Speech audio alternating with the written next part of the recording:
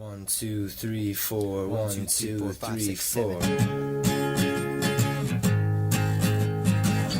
Hello, my name is Tim First, and welcome to the First Infosec Podcast, your guide to the world of informational security. This is episode number 9, and today we will discuss penetration testing and certifications with full-time penetration tester and multiple cybersecurity certificates holder, Hammad Amjad. We'll discuss the ins and outs of penetration testing and offer listeners a special surprise at the end. Be sure to listen all the way through for the details. Hi Hammad, and welcome to the podcast. Thank you, Tim. It's nice to meet you, and I'm grateful to be on the show, so I appreciate that a lot. Sure, me too. Please tell us about yourself and your work. Sure, so I guess as Tim introduced myself, so my name's Hammad. I'm 24 years old, or 24 years young. Working as a full-time penetration tester for a UK pen testing firm. This is my second firm that I've worked for, so the questions further on I'm sure will answer the work history, but that's a little introduction for now. Okay, thank you. How long have you been working as pen tester, and where do you work now? Yep, so I've been working for a year and a half, I'd say. It's coming up to 2 years quite soon, actually, but where I'm working at the moment is for OSCP. So OSCP are a pen testing firm in the UK, based in England. I'm from Scotland, as you can tell from my accent, but the work is fully remote. So I travel down every so often, mainly for like kind of work meetings, work meetups, Christmas parties and whatnot, summer parties. But besides that, it's all from home, which is perfectly can't complain, really. Okay, so you have pretty good time of experience. 2 years, you said, yes? Just almost 2 years, almost, yeah. Okay. But I've worked for 2 different places. This is my second company. Oh, that's great. So before we dive deep into your work and certifications, please tell us when did you first become interested in penetration testing? Yeah, so that's an interesting story. So this was when I was in second year of university. So I studied cybersecurity networks at university here in Scotland, and so for the first year of first I went to college, done software development with one of my best friends, and we were both terrible at it. Like, we could not program anything. It was just painful to be there.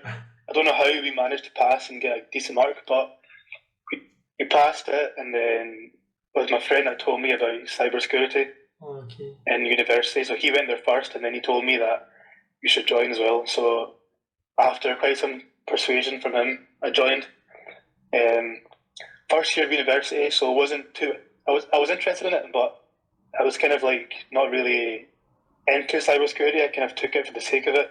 You know what I mean? I was mainly into boxing, so I used to do Thai boxing. I used to compete, and I was training. I was training like for a good few years, like almost every day. So that was my main objective, was to focus on that side of things. So first year of uni, just scrape by, studying for exams like a week before, maybe a few days before in some cases, but managing to pass. Second year university came. I had a fight. It didn't go my way, and this was near Christmas time. So there was a little bit of a break. During that break, I took time off to focus on exams. It's kind of funny because while focusing on exams, I was like, so I took my break from competing, and I was like, let me just focus on university for a bit.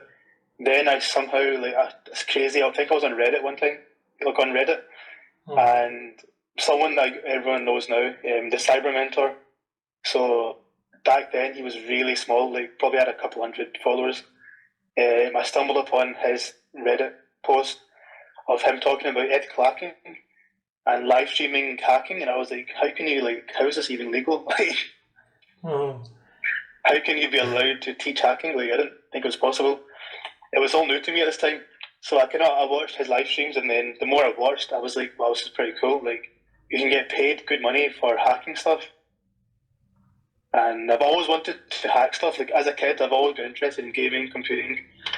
Although I wasn't good at programming, but I was interested in playing games and that sort of stuff, like technology. So when I found out you could get paid for hacking, I was like, that's kind of a cool thing to do, to be honest. So yeah, from second year of university, I just kind of learned more about hacking, watching more videos, and then eventually I just became a geek, like a proper nerd for cybersecurity. I completely left the boxing behind. My coaches were telling me, like, you've not came for so long. I'm like, yeah, I'll take some time out. I'll come back when I'm ready. Obviously, I wasn't ready because I was stuck in cybersecurity.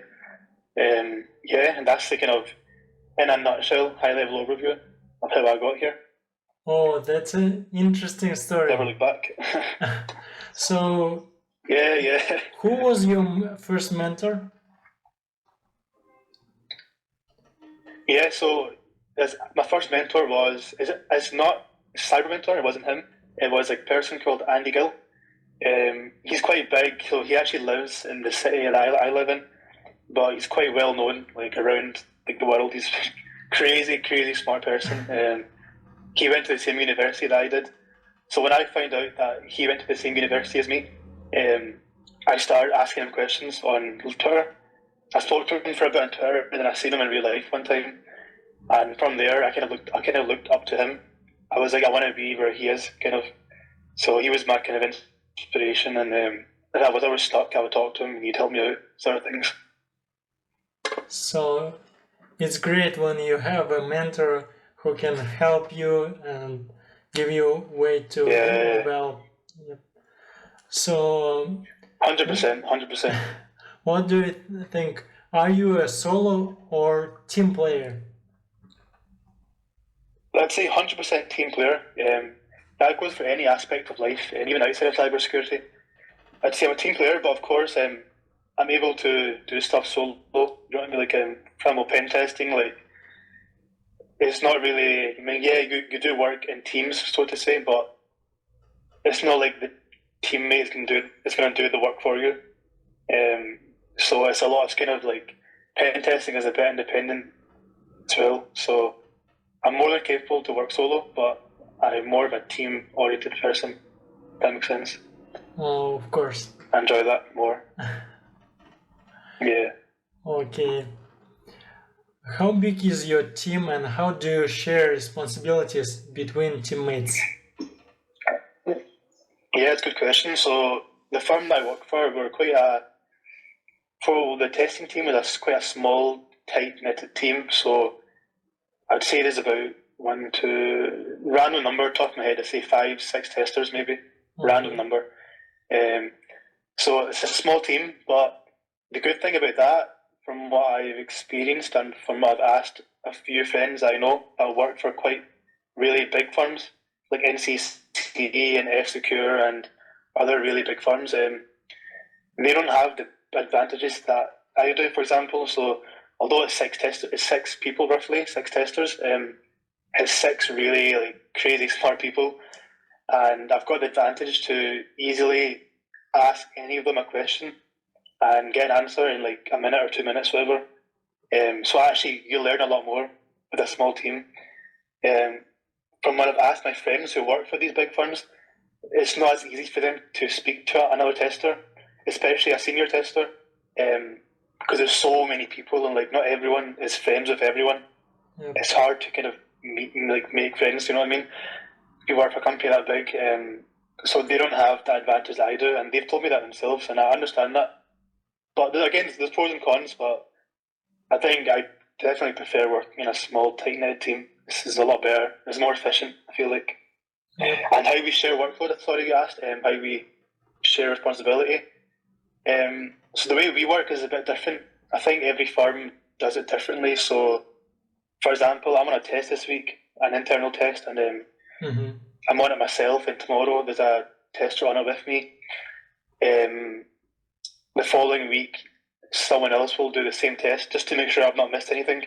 Okay. So Double check. that's how we get double check up. Yeah, so we call it fresh eyes, fresh pair of eyes. So that's how we share responsibility. And obviously, like, we talk about the same test. So the person doing the test next week, I'll know what he's found. I'll know what issues he's having, whatever. We'll talk about it and stuff like that. But every firm's different. That's how we do it. Oh, that's great. Of course, it's always funnier to do with your teammates, with colleagues. 100%. Yeah, yeah. That's a lot more funner. Yeah. Yeah. Okay. What certificates related to cybersecurity do you have? So I've got the OSCP, which is Offensive Security Certified Professional. I've got the CREST CPSA and CREST CRT. The thing about the CREST is that, so the OSCP, I think everyone knows about that, but the CREST exams, of course. I think CREST is a UK body. I could be wrong, but I don't think people outside of UK need to have CREST. I'm not sure, but it's kind of annoying. As a tester, it's something you don't want to hear when your boss tells you need to get CREST certified. Nobody wants to hear that, but I think it's just the way it works. Like pen testing in UK versus pen testing in USA, I don't know, Europe, like anywhere else, it's just different. Like ours is so different, and I'm not a huge fan of it, to be honest, but it's just the way it is, man. So I had to get the CREST exams. Had to get them. Okay, that's huge. Thank you. Some insight. Yeah, of course, OSCP is well-known certificates, and let's talk about it a little bit. Yeah. When you earned it? When did I get it? That was in 2020, so 2 years ago. Oh, okay. So that was actually during my third year of university. So from second year, I studied like pen testing. I became so into it, like very like obsessed almost. Like going to bed at 4 in the morning, 3 in the morning, like almost every day.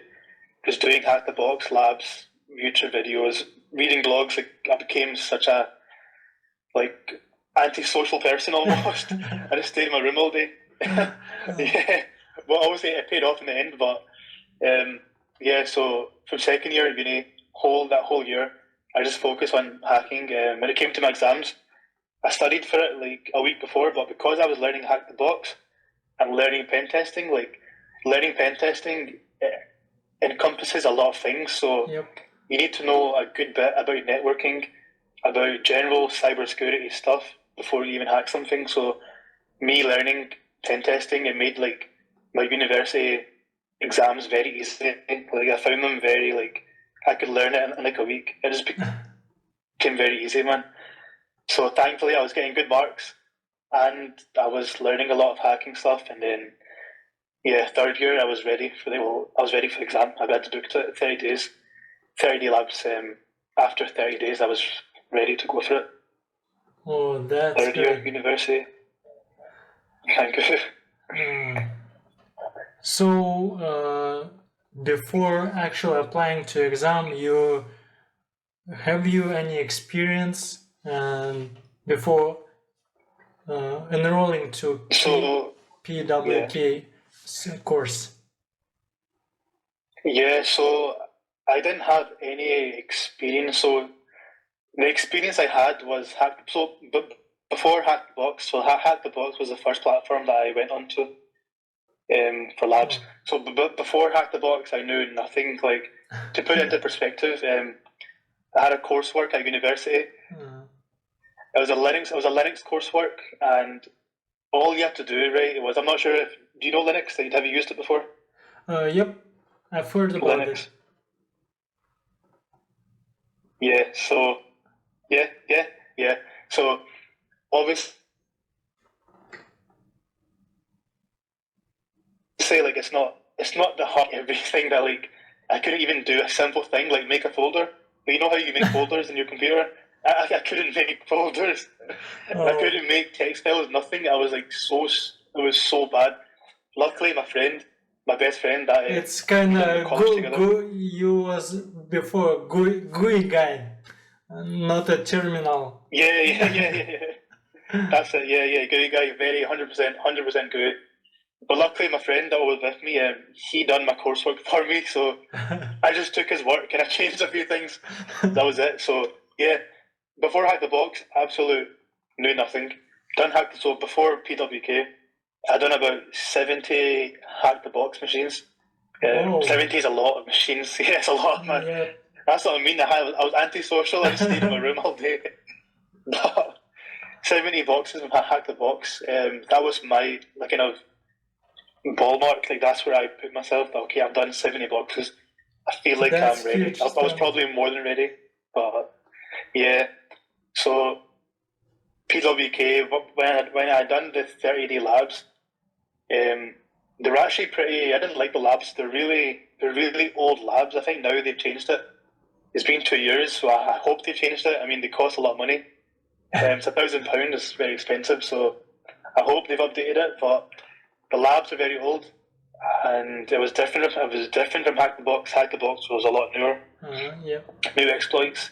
PWK, you're very old exploits, so it was actually hard in that sense where I had to learn old stuff, if that makes sense. I had to go back and learn like old exploits, but besides that, it was fine. It was okay. It's fine. That was my experience. Oh, that's great. Okay. What was the most challenging thing in passing the OSCP exam for you? So a lot of people might not like to hear this. It might, I don't know, upset them, but I found the exam to be really, very easy. But I'll talk about that a lot more. So the exam's 24 hours and I passed it in 10 hours. So it wasn't like it took me 2 hours and that was it. Yeah, but I mean, even 10 hours, like people have done it in like 7 hours, 6 hours, but it wasn't like a walk in the park. But I would still say to this day, it was like, after I passed it, I felt like I could do it again the next day. I just didn't feel it was that hard. But the reason is because the amount of work that I put before that, like I was so, there was like I done 70 boxes of Hack the Box.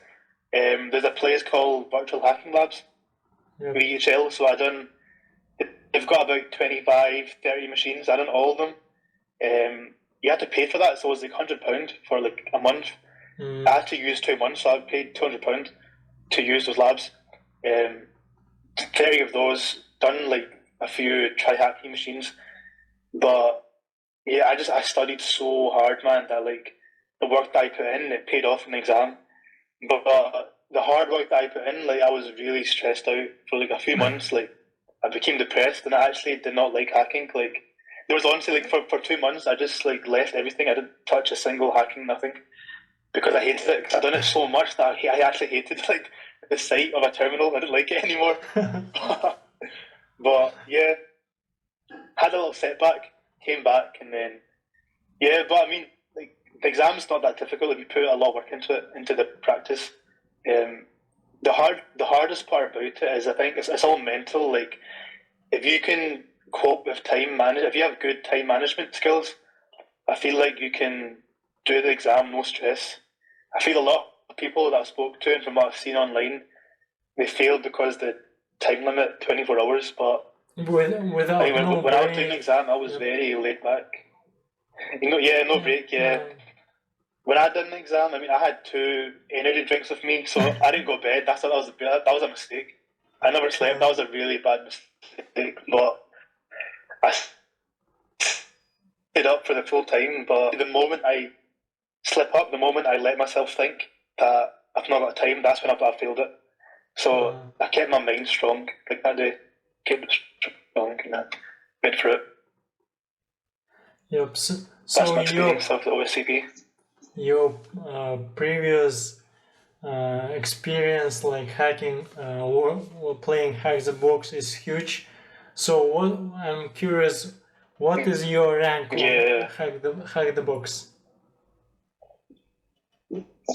So it's funny because the rank is, I actually checked it last night. I was looking for something for a friend, but the rank is just hacker rank. That's the first rank you get. First rank, yeah. Because obviously, to get ranked, you have to do the active machines. Yep. and they finish every week or something. Every week they change out. But what I done was I went a different way. I bought the VIP subscription. Oh, yeah. I went to their retired machines, and I went from the very, very first machine that they made, like back in 2017, whenever it was, very first box, all the way down to when I was doing it, the very new box.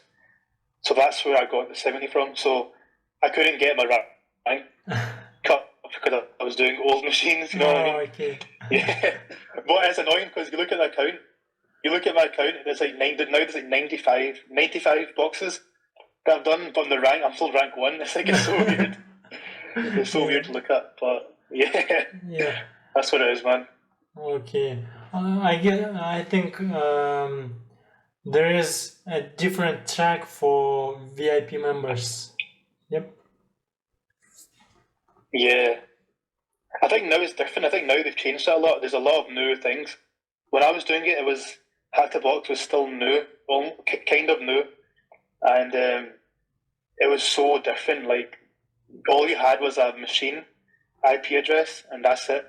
You just scan it. But now they have like tracks, they have pathways, academies. They really help you a lot now. Like, they make you, instead of chucking you in the deep end, they actually help you start off, which is a lot better. So we touched interesting thing like scanning. I'm curious, what are your top 3 tools? Top 3 tools, so I'd say 100% for web testing. No ZAP, no ZAP, OWASP, proxies, Burp Suite all the way.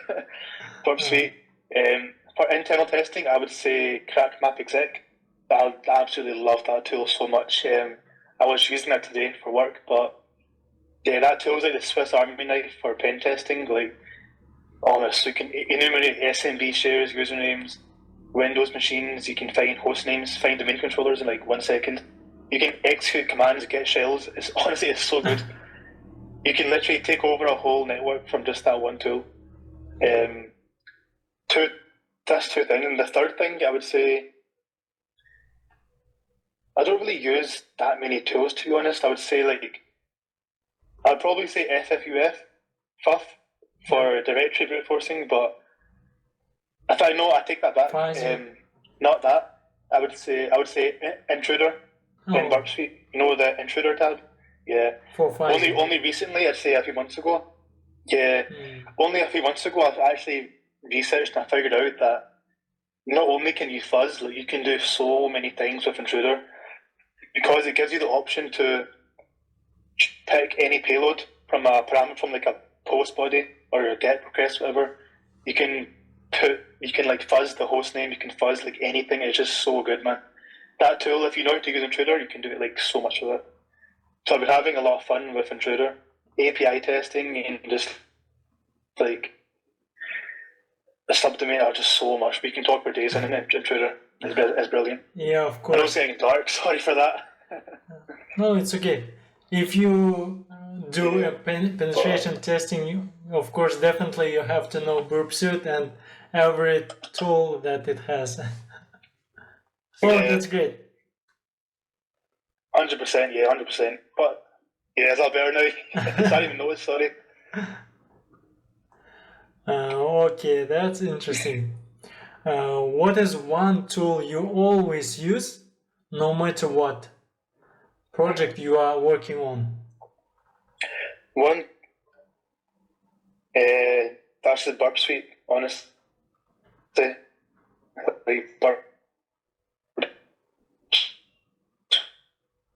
APIs and like, it's just something with like a web interface. I feel like Burp Suite is just like is like necessary. I feel like you almost can't pen test without Burp Suite. Like, you need that. Yeah, of course. It all starts from the web. 100%. That's right. Exactly. Okay. Let's dive deeper into tools. And what tool do you miss? What feature maybe you miss in this tool for example? Yeah, so this is like an interesting one. I thought about this before. So I wouldn't say anything with Burp Suite, nothing with CrackMap Exec, nothing with Intruder. The interesting thing I'll throw in is the MacBook. So I use a MacBook to do all my pen testing on. I don't use Kali, no VM, I just use the MacBook. But the thing that really annoyed me, man, like a few months ago was, so there's a tool called Hashcat, which is for like cracking passwords, cracking password hashes. And obviously the new MacBooks, the M1 MacBooks, are really powerful. Like they're meant to be really strong and like so fast, like better than PCs almost, better than desktops almost. But the thing is, the Hashcat, or I think it's the M1 chip, it's not compatible with Hashcat, and I can't use Hashcat to crack anything. Yeah, so I was on an internal last year sometime, and honestly, I had so many hashes and so many passwords that I needed to crack, and I had the M1. I wanted to use it because I thought I'd finish really fast. I'll do it really quick. I spent the full 2 days, and the conclusion I came to was that Hashcat at that time wasn't optimized for the new MacBooks, and I think even now they're still not optimized. So that's one thing I really wish that I could use. But if anyone watching this knows how to use Hashcat on the MacBook, send me a message. I need to know. Tell me, please. If you... I'm looking for that. Yeah, that's what I would say. Yeah, of course. If you want to use Hashcat, you better use PC with NVIDIA card, maybe, and CUDA. Exactly. Yeah. Very expensive. Yep. Exactly. Okay. I'm interested in what do you do when you feel stuck during pen test? Yeah, so when I feel stuck in a pen test, this happens a lot of the times. Not just me, but every pen tester will go through this. Well, majority of people, you're doing a test and you feel like you can't really find anything else to test, or you know something's vulnerable, but you can't exploit it. So at that point, when that happens to me, I take a step back, and I probably like do something. I'll go eat food, whatever, like make tea, chill for like an hour or something, come back to it. I'll come back to it, and I've noticed that when I come back to things with a fresh mind, because this works for OSCP as well, by the way. You take a fresh, if you go somewhere else for a bit, come back with a fresh mindset and start again from the beginning.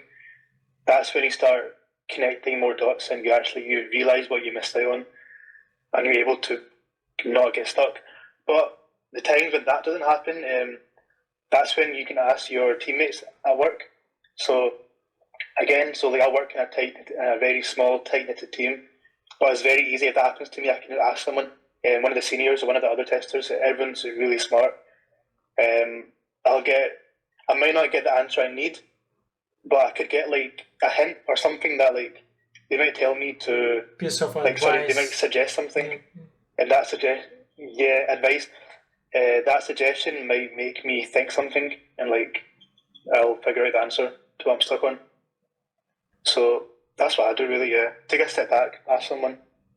Of course. Best thing. Thank you. Okay. What is the most important lesson you've learned over your career? Most important lesson I've learned, honestly, is to just ask questions when you're stuck. Because there's been times where like I've had a question in my mind, I've not asked anyone, I've not spoke to anyone, as in like testing wise. But if I had just asked someone like straight away, it would have solved my problems. I wouldn't have been stuck on something or like not known something for so long. So I feel like just asking someone is not hard to do. Even if you think that the question is really silly, it's like they might think, oh, that person may think I'm stupid or like I'm not smart. It doesn't matter, because if you don't ask someone, you might not get past that for a long time. So that's what I've noticed. Just speak up, ask people, and don't think too much. The more you think, about people's opinions of you, you start overthinking a lot of stuff. Yep. And that leads on to more things. Yeah. Yep, definitely. Yep. So thanks a lot. Your answers are awesome. Where can listeners find you online? Appreciate it. So at the moment, I'm only on LinkedIn, so you can find me. I'll share the podcast as well, so you can see me. I'm on LinkedIn. Feel free to send me a DM, anything you want, whatever. Happy to chat. Happy to give advice, whatever. Always here. Always open. Open arms. Thanks for your attention.